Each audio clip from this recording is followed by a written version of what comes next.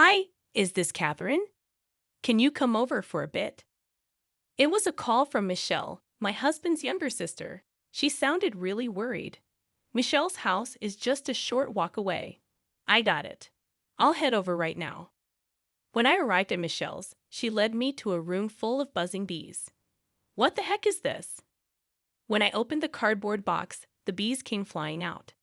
I thought we should call Michelle's husband, Bob, who was at the coffee shop. So I dialed his number. Talking in a room full of bees seemed like a bad idea, so Michelle and I stepped outside. The three of us gathered on the front porch. Then I asked Michelle, "So, Michelle, why do you have that box of bees in your house?" "I don't know. I just picked it up because it was left in front of my house." "That can't be. That box was sent to me from my daughter, Emily. My name's Catherine Jones. I'm 65 years old and work part-time at a local supermarket. One thing that hasn't changed since I was a kid is my love for stuffed animals and teddy bears. Growing up, we didn't have much money, so I couldn't often get stuffed animals or teddy bears. But now that I'm an adult, every time I travel or go out, I buy a teddy bear. Collecting them has become my joy. The person who supports this hobby of mine is my husband, Larry Jones. Larry works at the town city hall. About a year ago, there was a teddy bear I desperately wanted. It was a limited edition online item, a collaboration between a popular brand and character. However, I had never shopped online, so I was going to give up on getting it.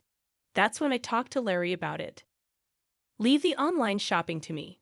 We recently started ordering things online at my workplace." "Really?" "Yes. I'll order it for you." "Oh, Larry, you're always so reliable. Thank you." With that, Larry promptly took out his laptop and showed me how to order, helping me through the process. Whenever I had troubles, Larry was always there to help. After that, I began to order everything online, from daily necessities and groceries to even teddy bears. Around December of that year, the supermarket I worked at entered its busiest season. Being experienced at the job, I started working almost every day. With this busy schedule, I had limited time to pick up items I'd ordered online. Larry was even busier. Because of this, I decided to reconsider how I received my deliveries. Recently, I learned that there's a way to have my packages left by the front door even if no one is home. They'd leave the package there. So from then on, I've primarily been using this service for my packages. Just the other day, while I was on break at work, I received an email from the delivery service. It was a notification that my package had been delivered. I'd received similar emails many times before, so it seemed normal. However, when I got home later and entered the gate of my house, arriving in front of the door, I looked around at the ground. The package that should have arrived wasn't in its usual place. Thinking of other possibilities, I stepped back outside the gate. "Strange," I muttered. The sound of crows echoed in the sunset-colored sky. Larry hadn't returned from work yet, but it was about time he'd be coming home with dinner to prepare before he got back. I decided to set aside the delivery issue and went inside. Once I started cooking, I got so focused on the task that I completely forgot about the missing package. The following days were busy with house chores and work, and I hadn't found the time to address the undelivered package. Then, on a Sunday morning that weekend while watching the news, Larry said, "I'm in the mood for that omelette." He was referring to the omelette from a cafe we often visit. This cafe is run by Larry's sister, Michelle, and her husband, Bob, is the chef and owner of the place. Both of us, having a rare day off, decided on a whim to visit that cafe. Larry suggested, "Would you like to go to that cafe?" "Sounds good, let's go," I agreed. Though we call it our favorite spot, we only go about once a month. Usually, it's when either Larry or I express a desire to visit, because Bob's omelettes are exceptional and one of Larry's favorite dishes. That day, like many others, we decided to head over to the cafe. The cafe is just around the corner from our house. Under a cloudless blue sky, the two of us walked towards the cafe. Upon opening the door of the cafe, a metal doorbell jingled. "Welcome." "Hey, here you are. Thanks for coming in. Please take a seat at the counter," Michelle greeted us. We were guided to seats right in front of the kitchen counter. Well, both of you together. How are y'all doing? Bob asked. As always, we're doing well, Larry replied. Even though there were only 4 people inside, the atmosphere felt bustling. I really love this cheerful vibe. Thinking this place is wonderful? I asked. Bob, can we get 2 of the usual? Leave it to me, Bob said with a smile. With that, Bob began cooking.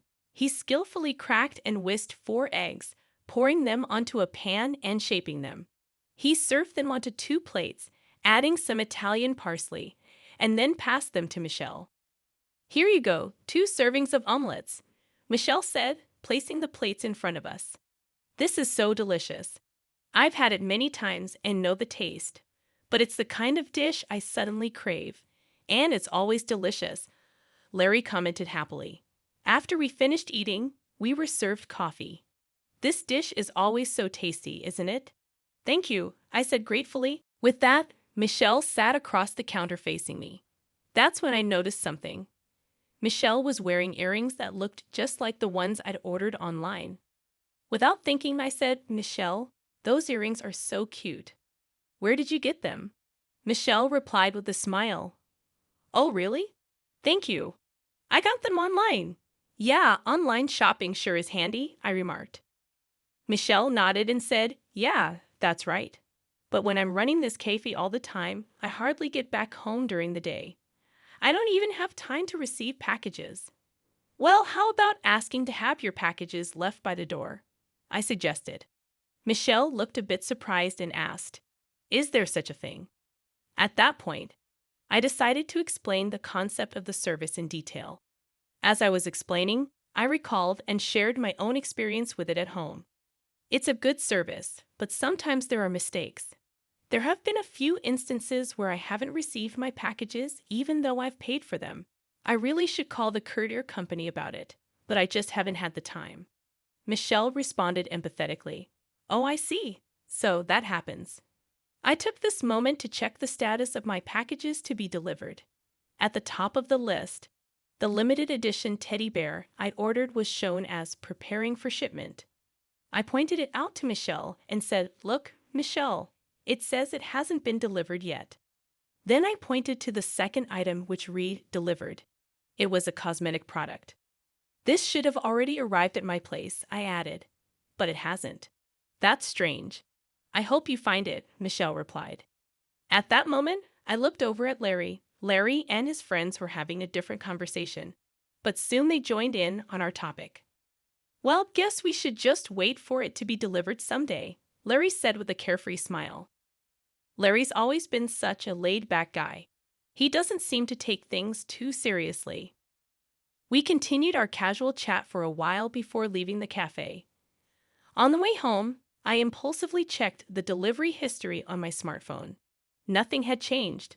Most of the packages were marked as delivered. I wondered why it hadn't arrived and thought of various possible reasons. Maybe the local post office was holding it, or it got delivered to the wrong house. I was pretty sure no one in my neighborhood would just take a package left outside someone else's door. Right now, I was mostly concerned about whether that limited edition teddy bear would be delivered as promised. Whether or not I pursued the issue would depend on if that teddy bear arrived. That's what I was thinking to myself. 2 days had passed since I went to the coffee shop. Right after work, I eagerly checked my smartphone. At last, the delivery status of the limited edition teddy bear I had been longing for re-delivered. I quickly changed out of my work clothes and started to walk home faster. Once home, I looked for the package, but I couldn't find a box anywhere. I still hadn't figured out why the package hadn't arrived at my place, and I was getting pretty frustrated. Up until now, the only items that hadn't been delivered were cosmetics and condiments, so I wasn't in a rush. But this time was different. The teddy bear I had been eagerly waiting for, which was supposed to be part of my collection, hadn't arrived. I decided to get to the bottom of this. That evening, I talked to Larry. I didn't receive the teddy bear that was supposed to arrive today. That's bad. How many times has this happened now? Probably about 3 times. Something's not right. Oh, I'm gonna call the post office now. Let's do that, Larry agreed. I called the nearest post office, but as expected, there was no good news. The delivery man answered the call. I can't find the package you said you left at the door. Really? I'm sure I left it right in front of your door. I thought maybe you still had it. What's going on? Well, there's a possibility someone stole it. You might want to file a police report, the delivery man suggested. Thanks, I'll think about it, I replied, feeling our spirits sink. For some reason, I felt sorry for the delivery man too. Even if I wanted to file a theft report, I didn't have any solid proof and I was hesitant. That's when Larry said, "Let's ask Emily. She might know a solution." Emily is our daughter who turned 40 this year. Now she's married and living in her husband's house, seemingly swamped with chores and work every day. Thinking it might be easier to discuss with my daughter Emily, I decided to ask her for advice. Hello, Emily. Hey, it's Emily? What's up? I've been having an issue for the past month. The packages I've been expecting haven't been arriving. I thoroughly explained to Emily the situation with the recent missing deliveries. Of course, I also mentioned that the delivery guy was certain he had dropped them off. That sounds like someone might be taking them, Emily suggested. I thought so too. What should I do? If your packages are being stolen every time, I've got an idea. She chuckled a bit and then came up with a wild suggestion. I'm going to send over a box of bees. If we leave it out for delivery, maybe we can catch the thief red-handed when they open it. What do you think? To be honest, the idea seemed way too bold, but it might be worth a try. Can you really do that? Don't worry about it. We have a huge swarm of bees back home, and this might just help us catch the culprit quickly. I was skeptical but hopeful, so I waited for the bee-filled package. A few days later, after work, I checked my phone and saw that the anticipated delivery had been made. When I got home, just like always, the package was nowhere to be found. I wasn't sure if this was a good or bad sign, but there was nothing I could do about it. Honestly, I was about to give up. At that moment, my smartphone buzzed. It was a call from Michelle. Hello, Catherine. Can you come over for a bit? Her voice sounded urgent, almost panicky. Michelle's place was just a short walk away. Sure, I'll be right there. When I got to Michelle's house, she led me to her room, and to my surprise, the room was filled with bees flying everywhere. Oh my gosh, what happened? When I opened this box, this is what I found inside, Michelle explained. First, I was shocked to find bees buzzing all around the room, and even more shocked to find out that Michelle was the culprit. I had been told by Emily that bees don't sting at this time of year unless they're provoked, so I hadn't been stung yet, but I was not sure about Michelle. I think I should call Bob, who should be at the coffee shop, I said as I dialed his number, thinking it'd be difficult to discuss in a room full of bees. Michelle and I stepped outside. The three of us gathered at the front door. I then asked Michelle, "So, Michelle, any idea why there's a box of bees in this house?" "I have no clue. I just picked up and opened the box that was outside." "That can't be right. That box was sent to me from my daughter Emily." "I told you, I don't know," Michelle replied defensively. "Michelle, did you steal it?" I asked directly. "No, didn't I say?" Michelle raised her voice. "If you say you didn't, mind if I take a look inside? Maybe other stolen stuff might pop out," I suggested. "No way. Let me check the room quickly," Michelle insisted, going into the room and not letting me enter. I had no choice but to wait outside. What's going on here? I had ordered to have my packages left by the front door, and it never arrived these days.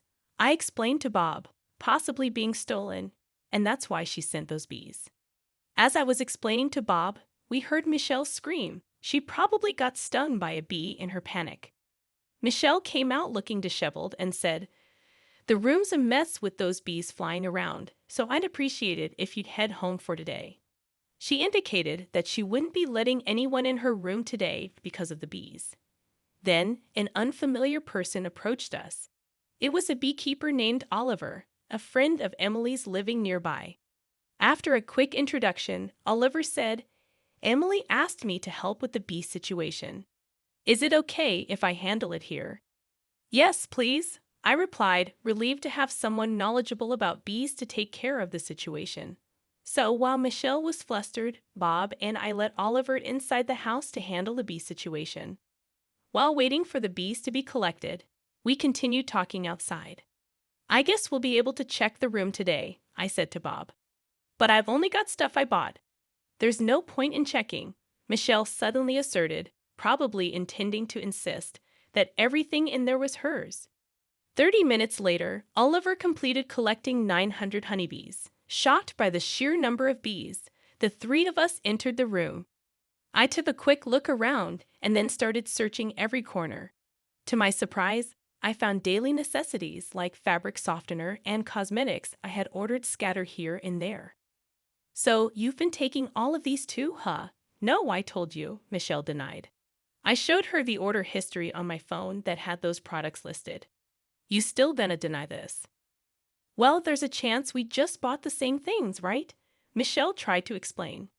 I was slightly exasperated, but I didn't give up. I searched for that teddy bear, and near the edge of the sofa, I found a familiar-looking teddy bear. Is this teddy bear also one you bought? I asked Michelle. Yes, she replied. I knew this teddy bear was a limited edition, and each had its own serial number. So I checked the number for my teddy bear on my phone and compared it to the number on this one. Both had the same 5-digit number. This teddy bear is mine, Michelle. It has the same number. I showed it to Michelle and Bob. I didn't know modern stuffed animals could do that, Bob muttered. Michelle just sat on the sofa, looking down silently. So it was you who was stealing from her house every time? I confronted Michelle. Yes. Michelle's voice grew heavy. What did you take? You haven't been using them all this time, have you? I asked, frustrated. I used a bit of the toner and some imported seasonings, Michelle admitted. Why would you do something like that? I asked, more curious about her motive. I was out of money. The amount I was spending exceeded what I had, that's all, Michelle explained. But why spend so much? What did you spend it on? I pressed further. Well, Michelle's words faltered. Suddenly, Bob moved quickly and picked up a piece of paper that had fallen under the couch. Hey, what's this? Don't tell me you've been.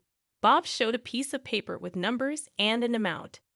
I'm sorry, I got really into it, Michelle admitted tearfully. The paper Bob showed was a horse racing ticket.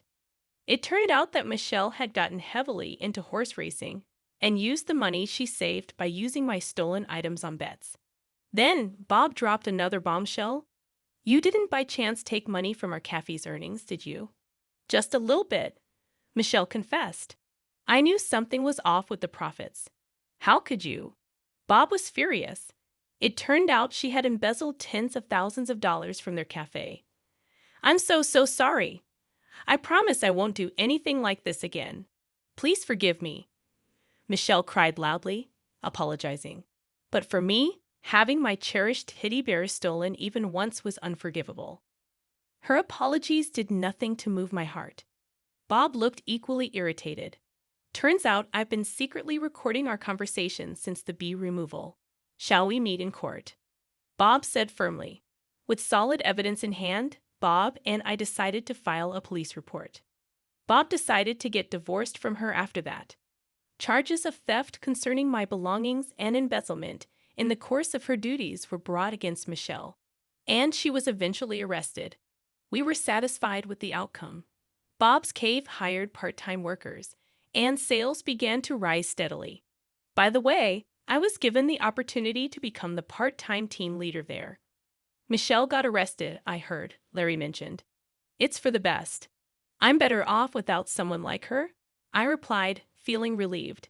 Surrounded by hard-working folks makes me much happier now, Larry agreed. Yes, let's keep up the good work, I smiled, feeling content. From then on, I started receiving packages left at my door. Of course, many new teddy bears joined my collection. Larry and I even went on trips to collect limited edition teddy bears from various places. And every day is blissful surrounded by all these teddy bears with Larry.